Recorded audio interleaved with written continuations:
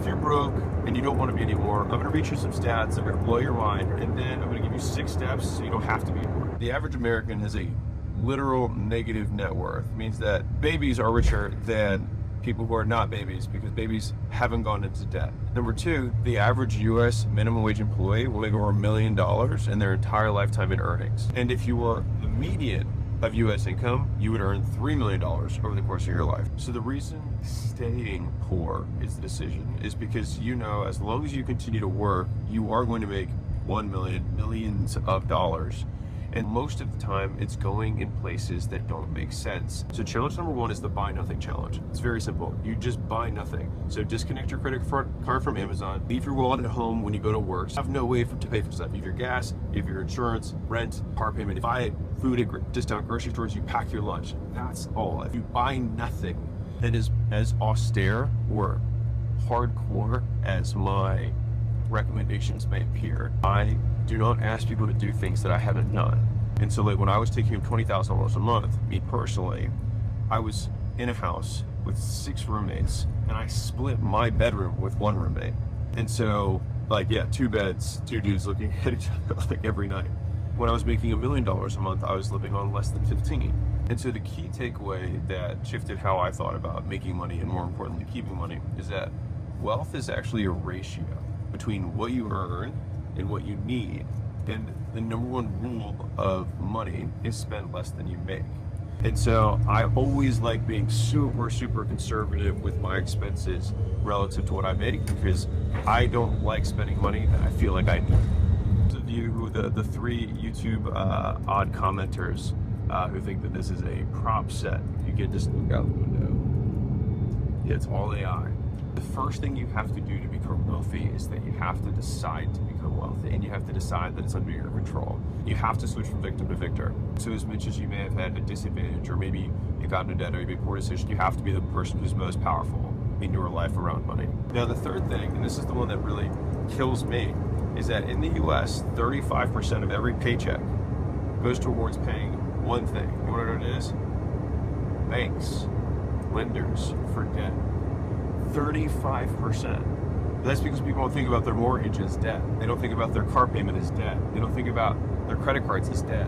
There's a reason that banks are 100+ years old because they don't go out of business. They make so much money on money. Money is their product, and you keep buying their money from them at a bad price and at a compounding price that goes up every single year. And most people don't do the math on compounding, but like right now, so many people are trying to get 10%, 9% returns in the stock market, but their credit card's 24% against them. And so the easiest thing you can do right at the beginning will pay off the things that are guaranteed 24% negative returns. They're guaranteed. It's amazing. They're guaranteed returns against you being wealthy. Compound interest is the 8th wonder of the world according to Charlie Munger. And you want to face off head to head against the 8th wonder of the world against your goals. Bad idea. So the thing is that if you're earning enough money and then you have the right habits, being broke is a temporary status. So step 1, save for an emergency fund. And so these steps are similar to Dave Ramsey's baby steps because I think he's proven it 100 times over and it's worth modeling success. So number 1, save for your emergency fund, which is basically between $1,000 and $5,000. So the reason that so many people don't hit their savings goals is because something happens, right? And so it's like have an emergency fund for when your AC breaks or when your carburetor needs to be replaced. And the thing is that things that are unexpected, you can expect them to happen. You just don't know which one it's going to be. Because if you look at a year, it's like about once a month they'll have something unexpected occur, and you know it's going to cost you. And so it's just preparing for the expense, not which expense it is. Well, what about like debt? Should I pay that off first? No. Learn to save money first. And just watch the amount go up. Get to that later. Well, I say this because I'm not trying to make your life difficult.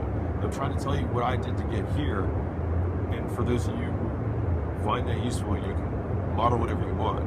That habit has stuck with me. So even when I was making $1 million a month earlier on in my career, our rent was $1,200 a month. So then we'd ball out and get appetizers, and we get the bang shrimp at Bonefish. So shout out to Bonefish. I tipped like $100 felt like a rich guy. And so I say this because some people just immediately change how they live when they make more money. even the fact that I was able to start at 23 was because I saved every dollar I made so that I could have $50,000 saved up. It wasn't like I was making crazy money. I think I made $55,000 or $60,000, I think, my first year out of college. And then I made, I want to say, 70 or 80, something like that the next year. And I saved 50 after taxes. So I'm going to show you something really quick. If you have a $200 pair of Jordans that you really want to buy, now you might want to buy them today, and let's say you're 25 years old. You're like, I deserve these, I worked really hard for them. Okay, fine.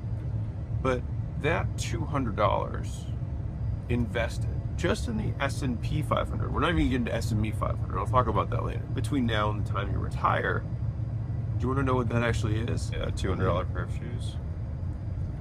And we're going to give it 40 years. We're going to make our return 9%. Additional contribution, 0. Instead of buying that $200 pair of shoes when you were 65, it could be over $6,000 if you just invest in the S&P. So if you wouldn't buy those shoes for $6,000, then maybe don't buy them today for $200. When you buy Jordans, there's no upside. That money is gone. It's just $6,000 that it could have been something that's just going to be 0. And that's a big loss when you do it over and over and over again. Right? Like $6,000, $7,000, don't take a lot of those to add up to $1 million. 130 of those purchases is $1 million. You probably do that in a couple of years. And so that's personal risk. Now, business risk, if you take good business risk, there's upside there. And the thing is that sometimes you can't take this business risk because your personal risk is too high. And so for me, my whole life, I've tried to jam this risk as low as I possibly could so that I can go on the offensive on the business side. I saved as much as I could when I had my job so I could start a gym. That was a big risk. But I lived on almost nothing in Baltimore so that I could take that swing. And if I hadn't had the basics there, I would not have been able to take that shot. And I sold those businesses and then lost everything 2 more times. If I had had to go into debt just to live, then I would have never been able to take those second and third shots. And so the whole point is like, you will increase your shots on goal by living risk-free or low risk in your personal life. You'll be able to fail more. Like, I've failed more times than you. I'm telling you, I had 9 failed businesses, I had 7 failed partnerships. Like, I have many failures. But the only reason I can get back up is because I don't have this big thing that I have to take care of. It's like, I know that I can live on peanut butter sandwiches and egg whites, mixing protein powder from the gas station with water. I can do that because I've already done it. And I've lived, shit, so I have holes in them right now. Like, I've had these, like, I like them, they're fine, they're perfect. And so I can live on almost nothing, and it doesn't bother me because I know how I was pretty content when I was poor, I'm pretty content now, right? Like the game more now. So I'm bringing all these points up because saving money won't make you money, but it will allow you to think further out and make bigger bets, which absolutely will make you more money. If I had not done that, I wouldn't have a gym. If I hadn't been to the gym, I wouldn't have done the gym turnaround business. If I had done the gym turnaround business, I wouldn't have done gym launch. Did do gym launch, I wouldn't have been able to do Prestige Labs. Prestige Labs, I would have been able to sell those to UseAlan. From there, I wouldn't be able to do acquisition.com. So like, it sounds small, but it's a tiny domino that you could control. All right, step 2, which is you can begin paying off debt. There's 2 ways of thinking about paying off debt. There's the logical way and the psychological way. I would recommend the psychological way. So let's say that you've got 3 different cards that you owe. You've got one that's 20%, one that's 15%, one that's 10%, okay? Logic would state that you should go after the 20% one. Psychology would state that you should go after the one that you can pay off fastest.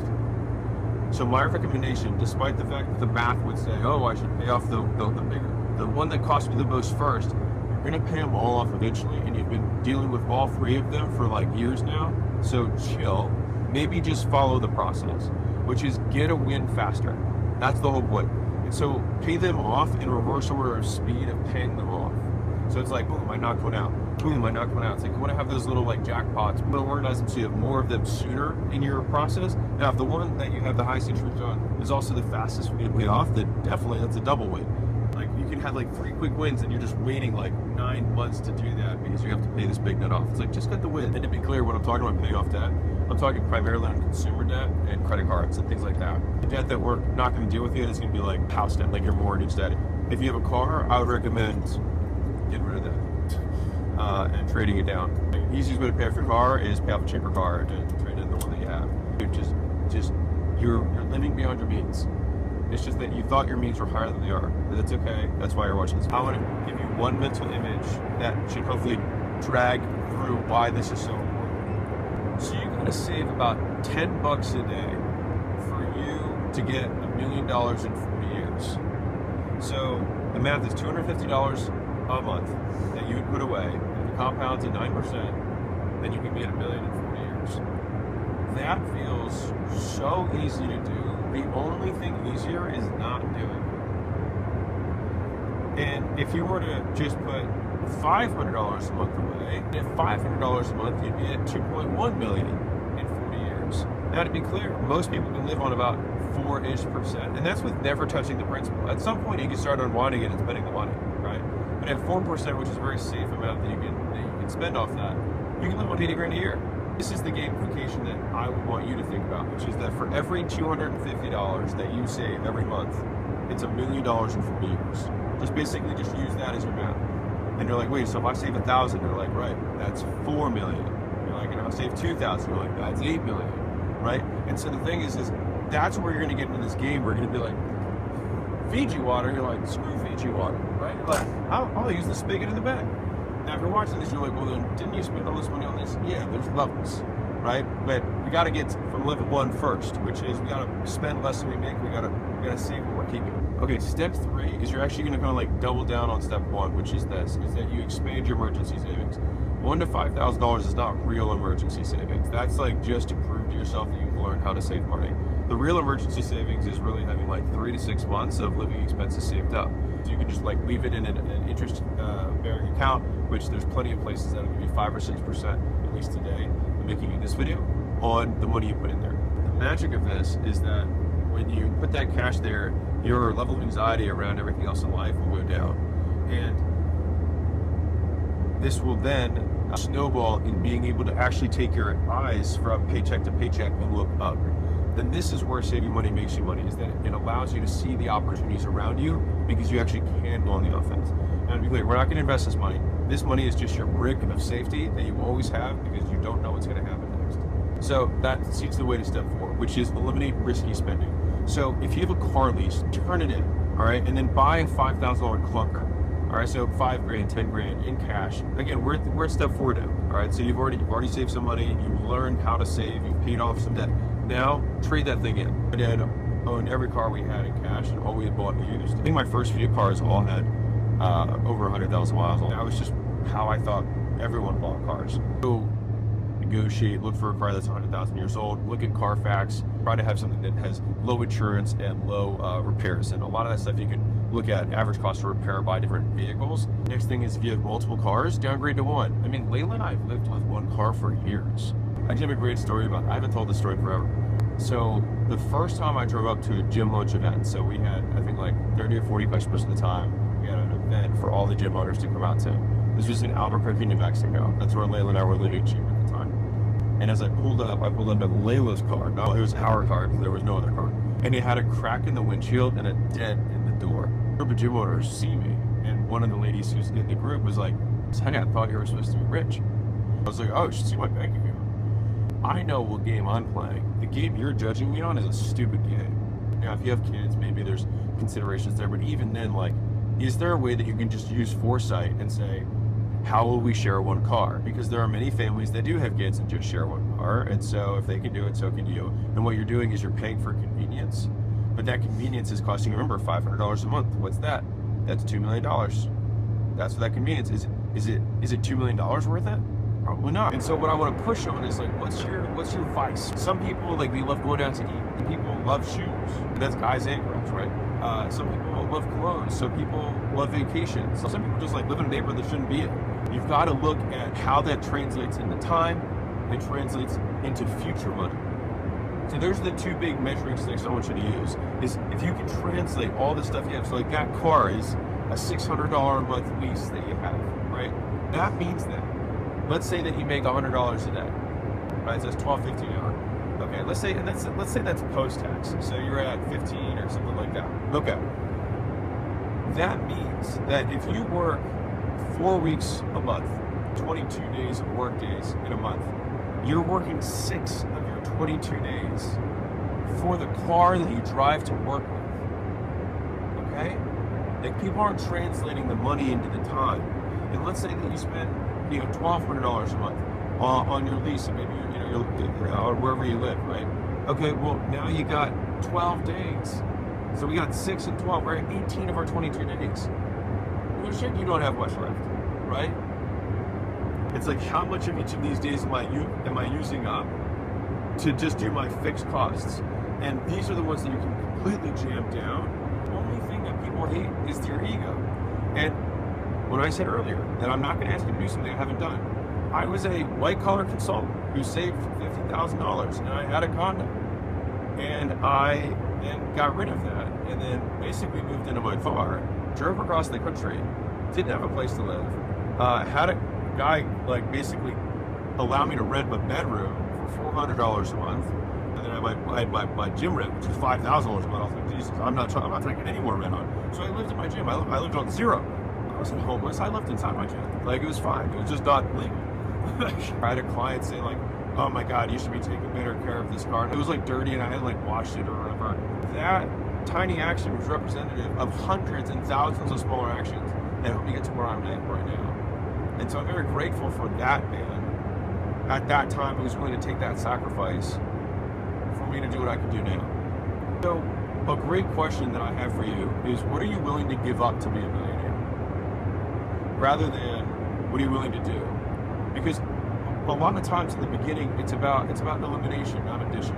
The people that you're going to get out of your life, it's the expenses that you're going to get out of your life, it's the posturing, it's going to be the showing off.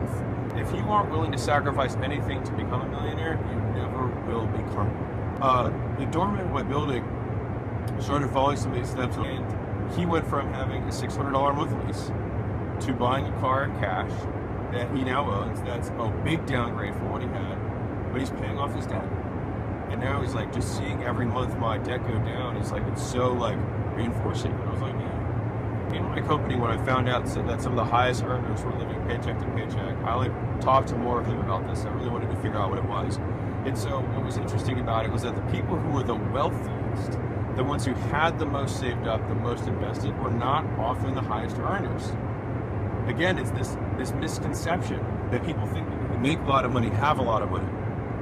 And oftentimes that's not the case at all. And I don't know about you, I would rather be underestimated for how much money I got. And so the real question is, do you want to look rich or do you want to be rich? And I think a lot of you guys, if you're being honest with yourselves, want to look rich. You want people to give you dabs for being rich. You don't actually want to have the security. Me, I'm actually very risk averse. I hate the feeling of needing money. I hate the feeling of needing money more than you do. That's why I did everything in my life, so that I wouldn't have to feel that way. Real talk. Your tolerance for poverty is higher. You've accustomed to that feeling. You're willing to deal with that stress. And I'm gonna be clear, if you've got a family, things like that, that's just a spouse conversation. And okay, is this the neighborhood we need to be in? Is we carpool? You have to be real about this. And you're not gonna keep up with the Joneses today, but you will pass the Joneses eventually. If you wanna look rich long term, the best way to do that is to actually be rich. Because you will be stress-free. We're less stressed about money. And I think that does have a material change in how your life feels. So I'll just read you a quote from Charlie Munger. He said, the first 100 grand is a bitch, but you gotta do it. I don't care what you have to do. If it means walking everywhere, not eating anything that wasn't purchased with a coupon, find a way to get your hands on 100 grand. After that, you can ease off the gas a little bit. Now, mind you, he said this years ago, so it's probably close to $150,000, maybe $200,000 today. And so I say this because you want to make it fun. And so I gave you my little story about the doorman earlier. Put it on an Excel sheet. If I save this much every month, if I save this much every month, and see how quickly you can knock it down, right? So the next one is around mortgages. If you're renting, you want to downgrade to something that's cheaper, as cheap as you possibly can. If you have a mortgage that you can't afford, harder to get out of that. And so you can refinance if the rates are lower. If they're not lower, then you want to try and get a 15-year fixed.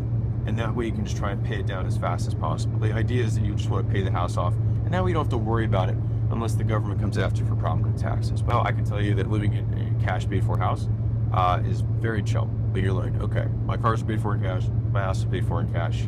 What happens is that your earning capacity starts snowballing, because if you don't have this car payment and you don't have a mortgage, all of a sudden you're like, whoa, I'm only working 2 days a month for my normal expenses, and the other 20 I have now for going all in on investments in either myself or assets that will go up over time. So step 5 is invest 15% of pre-tax income into stuff that's going to go up over time. Now, the way that I like to think about this is automate investments, frictionalize spending. So basically, you make it hard to spend, easy to save, easy to invest. And so I like to take the things that have to get saved, have to get invested off the top before I begin everything else, right? Now, I still would have another bucket there that would be education that I would invest in. If you're like, man, just talk about the S&P 500, I don't know if I have the money for that, right? And to begin to do educational stuff, it's like, well, spend less. And if you're like, I can't spend less, you can always spend less, right? But you can still split it and say, okay, I'll put 15% pre-tax into investing, I'll put another 15% pre-tax into my education, because that's going to increase your earning capacity. Because listen, as soon as you can replace what it cost you in education for that investment, everything else is gravy. It's like house money. And so like the whole goal of the first educational investment is to cover itself. Once that happens, like it's all doubling down after that. And that's my recommendation, is like the day that you stop investing in your education and getting more skills is the day you decide that you don't want to make any more money than you currently are. By the way, this isn't investment advice. You can do whatever the hell you want. This is just me telling you what I told my team. So next one is a little money habit. Still underneath step 5 is you want to check your accounts daily. So this is something that I recommend for everybody who's basically before your savings goal.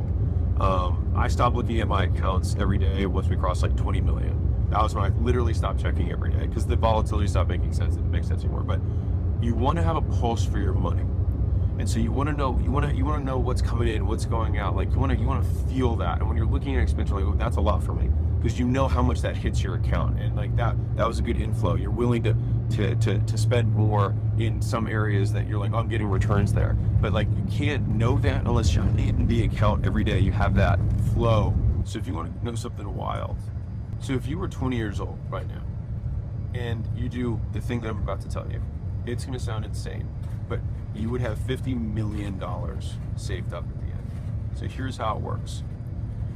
You take on an extra job. You work an extra shift. You make an extra $2,500 a month. That means you drive Uber, you go to your boss and say, I have more time. Can I do someone else's job, or can I look at other jobs and take portions of that for more pay? And a lot of times, if you just offer to work more, businesses will pay you more because they have more work to do. And so you can make an extra $1,000, $2,000, $3,000 a month. But if you made an extra $2,500 a month and you put that every single month towards just investing into the S&P 500, again, not SME, just S&P. All the other stuff we said stays, we're just doing this on top and we're not touching it. So then you would have 55 years of compounding at 9.7%. And let's say your starting amount was 0, and you're going to put $2,500 a month away. If you did that for 55 years, you'd have $52 million at the end. Like, you'd be ultra high net worth. And so I say this because wealth is a decision. It's something that you can control, and it starts with spending less than what you make. It's about increasing your earning capacity, segmenting and paying off the things that are dumb to be paying for, locking in the negative compounding against you and blocking those so that you can start the positive compounding, developing the simple habit of saving something, then paying off smaller ones, then saving up bigger ones, then getting a little bit more on the offensive, restructuring house debt so that you can pay it off faster. Once you're there, then it starts snowballing. Then you go more aggressively into, you work the extra shifts, you invest the 15 pre-tax, maybe you invest another 15 pre-tax into yourself. If I had to pick between the two, bar none, not even close, I'd invest in me, because your ability to earn more using money is going to always be higher than what the S&P 500 can even do. So let's say that you put $10,000 into the S&P 500 and it grows 10%, you have $1,000, great. Let's say instead you take the $10,000, and I said that working that extra shift, well, maybe instead of shoveling snow, you buy a snowblower, and now the snowblower takes you from doing 3 driveways a day to doing 20. When you knock doors and say, hey, snowblow your driveway for you, Well, it's 7x your earning capacity. Will that make you more than an extra $1,000 this year? Yes, by a lot, by a long shot. And so the key is not thinking about what you can do passively with the money. Although I like having this understanding of it, especially in the beginning, it's about increasing your active income. So here's the craziest thing. That $52 million that you would have, that's being made by someone no matter what. Think about this for a second. If you didn't change your habits, you'd more or less make the same amount of money. But that 35% of the American paycheck is going to someone, and that someone is taking that money and putting it into something that compounds, and they're doing it for the entirety of your life. And so the question just comes down to, who do you want that $50 million to belong to? Do you want it to belong to the banks and their shareholders, or do you want it to belong to you? But either way, that money's being made. It's just whether it's going to be you who has it at the end.